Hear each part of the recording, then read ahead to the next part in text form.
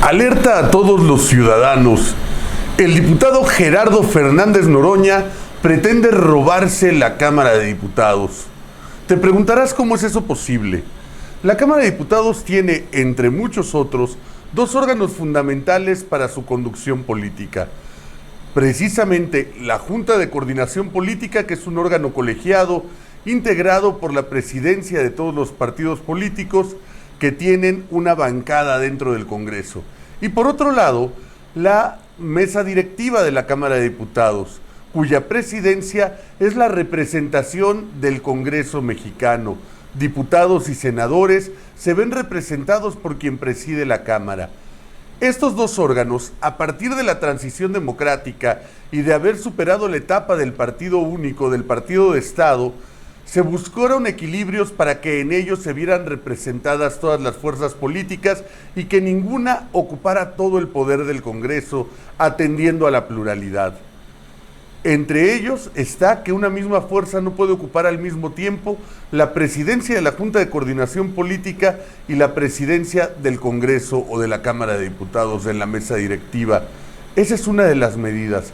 La otra es que estas serían rotativas. Por acuerdo, porque así lo marca la ley, al inicio de cada legislatura se determina que la primer fuerza política presida la mesa directiva de la Cámara de Diputados el primer año de la legislatura, la segunda fuerza el segundo año y la tercera fuerza el tercer año. ¿Qué es lo que ocurrió? Que cínicamente Noroña incluso reconoce. Cuando inicia la legislatura, Morena no tenía los votos suficientes para tener una mayoría por arriba del 50% de los diputados. Tenía menos de 200 legisladores. Para que pudiera tener 251 diputados y encargarse de la Junta de Coordinación Política durante los 3 años que dura la legislatura, diputados de Morena y del Partido del Trabajo y del PES se pasaron a la bancada de Morena para fortalecerla. Además de algunas compras de último momento que hicieron con algunos diputados del PRI, su alianza con el Verde, algunos exdiputados del PRD. Con todo eso, Morena logró 251 legisladores y ha presidido la Junta de Coordinación Política durante 2 años y pretende hacerlo el tercer año de la legislatura. Con este reacomodo de fuerzas que en su momento aceptó el PT dejó de ser la fuerza política que en ese momento era, y quedaron más o menos las cosas de la siguiente manera. Morena, como primer fuerza política, presidió la Cámara el primer año con Porfirio Muñoz Ledo. El PAN, como segunda fuerza política, presidió la Cámara el segundo año con Laura Rojas. Y el PRI, como tercera fuerza política, que le correspondería presidir la legislatura este último año. Noroña quiere engañar a la gente diciendo que quienes pedimos legalidad defendemos que el PRI encabece la Cámara de Diputados. No es cierto. A nosotros no nos interesa, al menos a su servidor, que el PRI presida el órgano legislativo. Nos interesa que se cumpla la ley, que se deje de engañar a la legalidad a través de acuerdos cupulares.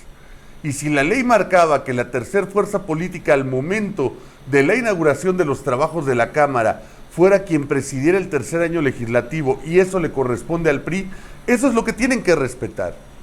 Hoy el PT está siendo acusado de comprar legisladores del partido Encuentro Social hasta por 5 millones de pesos para que se trasladen a la bancada del PT y con eso el PT logre ser tercer fuerza política. Noroña descaradamente ha dicho un día sí y otro también que la única manera que tienen los diputados del PES de reelegirse es que los postule el PT o Morena, y como en Morena hay mucha competencia, le correspondería al PT porque el PES, quien originalmente los postuló, ha desaparecido como partido político. Luego entonces les ofrece la posibilidad de reelección a cambio de irse al Partido del Trabajo. Todas estas maniobras para que de manera artificial el PT se convierta en la tercer fuerza política de la Cámara y pretendan con ello encabezar el tercer año de la legislatura. Pero ¿se imaginan qué pasaría si llega alguien a encabezar la Cámara, primero violando la ley al inicio de la legislatura, donando diputados para que Morena sea una mayoría artificial que gobierne 3 años la Junta de Coordinación Política y ahora, volviendo a violar la ley, comprando diputados para convertirse en tercer fuerza política, sería una burla. ¿Ese es el Congreso que nos merecemos los mexicanos? Yo creo que no.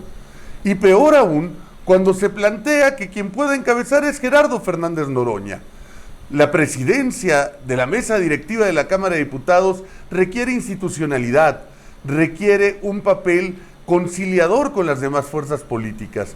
Noroña se ha caracterizado por ser un porro que se confronta con los demás partidos, por ser un agresor de diputadas y diputados, no se diga ciudadanos, un transgresor de la ley en distintos momentos. Esas son las características de Gerardo Fernández Noroña, pero a esas habría que sumar su servilismo. Por ejemplo, cuando la diputada federal Laura Rojas estableció una acción de inconstitucionalidad a nombre de la Cámara de Diputados porque la militarización del país violenta la ley, lo hace en el derecho que le corresponde como presidenta de la Cámara. El argumento de Noroña para no hacerlo es que cómo podía ir ella contra la voluntad del señor presidente, que tenía una mayoría política.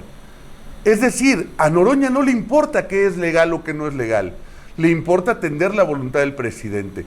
Permitir que alguien como él encabece la Cámara no solamente es tener a un porro representándonos en el Congreso. Imagínense ustedes a alguien como él representando al Congreso mexicano incluso en foros internacionales. De por sí bastante vergüenza es ya que sea diputado federal. Pero no solo eso, sino alguien que si el presidente viola la ley jamás será capaz de alzar la voz como un poder que está ahí para generar equilibrios y contrapesos. Así se pensó la distribución de poderes en México, sino está ahí Noroña para aplaudir y servir al señor presidente. Es darle más poder a quien de por sí está estableciendo un gobierno autoritario. Si eso quieren los mexicanos, de verdad nos merecemos el gobierno que tenemos. Si no lo queremos, necesitamos todos establecer acciones de resistencia e impedir de manera legal, pacífica, a través del cumplimiento de la ley, a través de acciones civiles y cívicas, que un orangután presida uno de los 3 poderes de la Unión.